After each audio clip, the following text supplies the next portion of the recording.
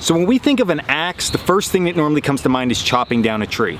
But as a bushcrafter or a survivalist, the majority of the time we don't need to chop down big lumber, we need to chop down small stuff. And that's why today I'm going to go over the easiest way to cut down a small sapling with an axe. Because if there's one thing I see all the time from people, that is that they feel like they need to cut a sapling the same way they cut a big tree, and that is just not the case. So typically with something like this tree right here, we would put a nice big face cut in this, and then we would go to the back side and cut into that face cut, and it would hinge the tree over and make it fall.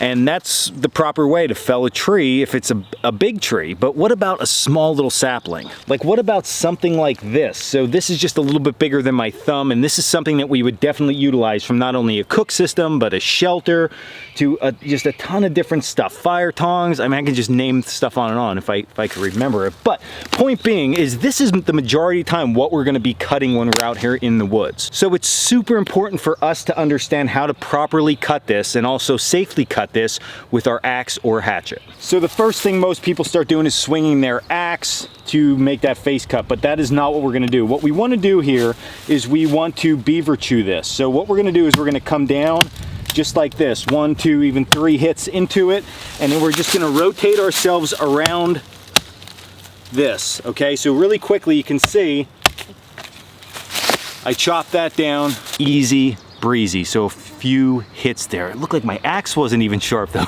really bouncing off. I was more focused on the cut than hitting it hard. But the point being that with just a few simple hits, that tree fell down. It kept me way safer that I was just cutting in one direction. I wasn't attempting to make all kind of intricate cuts in order to make that tree fall in any one specific direction.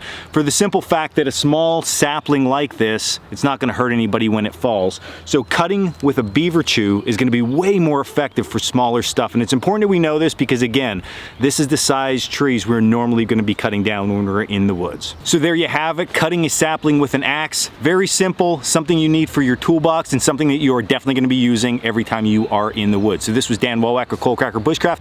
I hope you enjoyed this video. As always, check us out at coalcrackerbushcraft.com, and until the next video, stay in the woods and practice axe safety.